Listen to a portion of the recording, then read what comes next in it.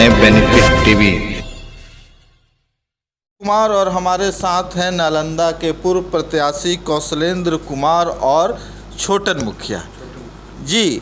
आइए हम उनसे बात करेंगे कि 2024 का जो चुनाव होने वाला है उसमें क्या महागठबंधन आगे बढ़ेगी या एनडीए की जो सरकार अभी बनी हुई है उसका फिर से सत्ता उसमें कायम होगा।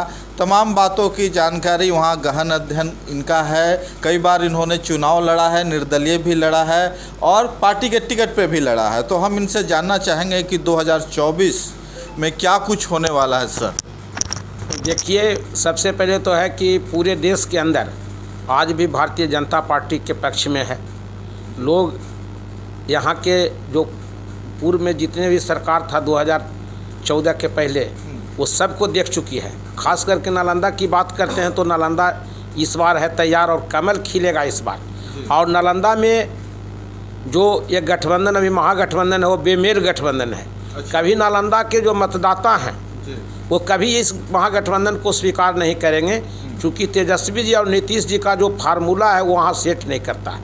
हमेशा वहाँ आज़ादी के बाद से, जब से प्रजातांत्रिक व्यवस्था शुरू हुआ और वोट की राजनीति शुरू हुआ, उसी समय से दोनों को दो धुर में चलता है।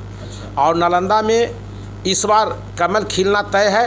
और नीतीश जी की जो मानसिकता है, और चाहे नीतीश जी जिस तरह से अपने दल बदल करते हैं और लोग उसको, नीतीश जी को यहाँ बिहार के अंदर तेजस्वी यादव के खिलाफ या लालू जी के खिलाफ या जो महागठबंधन था, जंगल राज था, उसके खिलाफ बिहार के लोग ने उनको स्वीकार किया था। लेकिन उनके साथ जब गठबंधन करते हैं तो जो इनका वोटर है, जो बेसिकली वोटर है अत्यंत पिछड़ा या कुर्मी समाज का, या और जो वोटर है गरीब तबका के, वो लोग स्वीकार नहीं करता है। और वो लोग हर हालत में है जो कि बीजेपी के साथ जाना चाहता है।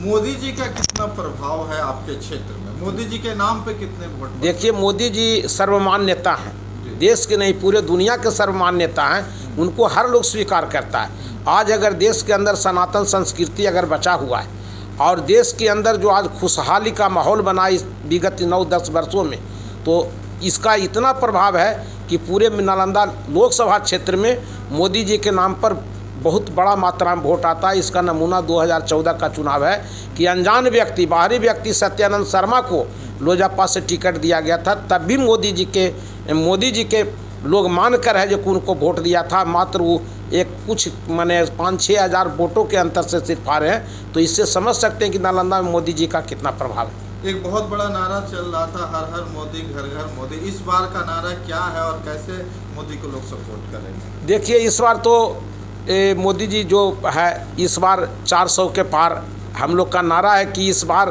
भाजपा 400 के पार। और जितने भी सीट देश के अंदर संसदीय में लोकसभा में चुनाव हुआ है, इस बार रिकॉर्ड बहुमत से जीतेंगे। जो एजेंडा कई बाकी रह गया है, अब 370 धारा को उन्होंने वहाँ कश्मीर से हटा दिया, कई लागू कर दिया। अभी एनआरसी लागू करना है, जनसंख्या नियंत्रण कानून लागू करना है। तो ये सब लागू करना देश के सारे लोग देख रहे हैं। कभी लोग सोचा भी नहीं था कि राम मंदिर का निर्माण होगा।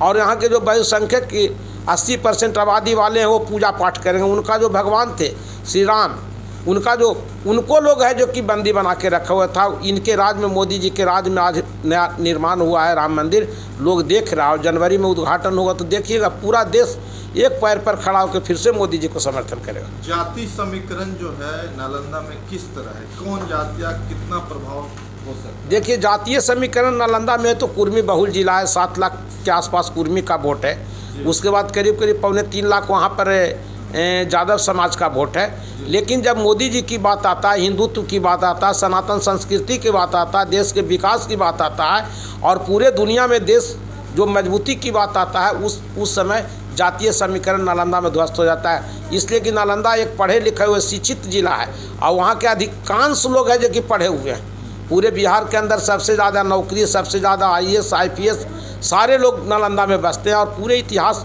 जब पूरे दुनिया में 3 विश्वविद्यालय था, नालंदा विश्वविद्यालय, तक्षशिला विश्वविद्यालय, विक्रमशिला, तो पूरे दुनिया के लोग वहाँ पढ़ने आते थे। हेन सांग फायान दूसरे देश के लोग वहाँ शिक्षा ग्रहण करते थे और दुनिया में सबसे बड़ा विश्वविद्यालय था। तो सोच सकते हैं कि जहाँ चाणक्य, चंद्रगुप्त, सम्राट अशोक जैसे लोग उस नालंदा की मगध की धरती से बिंबिसार, जरासंध जैसे लोग महापुरुष पैदा हुए हैं, उसका सोच एक अलग ढंग से रहता है और कभी जंगल राज की ओर वापसी नहीं कर सकता। सर, नालंदा कहा जाता है कि नीतीश कुमार का क्षेत्र है, विकास वहाँ काफ़ी हुआ है, उसकी अपेक्षा बिहार में कम हुआ, पूरे बिहार में नालंदा के। देखिए, स्वाभाविक बात है, चूँकि उनका गृह जिला है, तो निश्चित रूप किसी भी कोई भी बड़े जो लीडर होते हैं उनके अपना जिला होता है, अपना जो क्षेत्र होता है, उसमें विकास स्वाभाविक ज़्यादा होता है। ये मानते हैं कि पूरे बिहार में जो विकास हुआ है उससे कई गुना हमारे ज़िला में ज़्यादा हुआ है विकास। लेकिन नीतीश जी का जलवा तभी कायम होता है जब वो बीजेपी के साथ गठबंधन में रहते हैं, और तब मानते इसलिए कि वहाँ का वोटर है जो बीजेपी के मानसिकता वाले वोटर है। पहले भी जनसंघ के शुरुआती दौर में भी कई विधायक वहाँ बने हैं जनसंघ से। आज भी भाजपा माइंडेड लोगों की संख्या वहाँ ज़्यादा है, इसलिए जब इनके साथ गठबंधन नहीं रहेगा तो नीतीश जी का कोई जलवा काम नहीं करेगा। अगर महागठबंधन के साथ रहेंगे, जंगल राज के साथ रहेंगे, तो इनका कोई जलवा काम नहीं करने वाला है। सर, अपना परिचय दीजिए। मेरा नाम कौशलेंद्र कुमार उर्फ छोटे मुखिया है। मैं नालंदा विधानसभा क्षेत्र 176 के पूर्व भाजपा प्रत्याशी रह चुके हैं।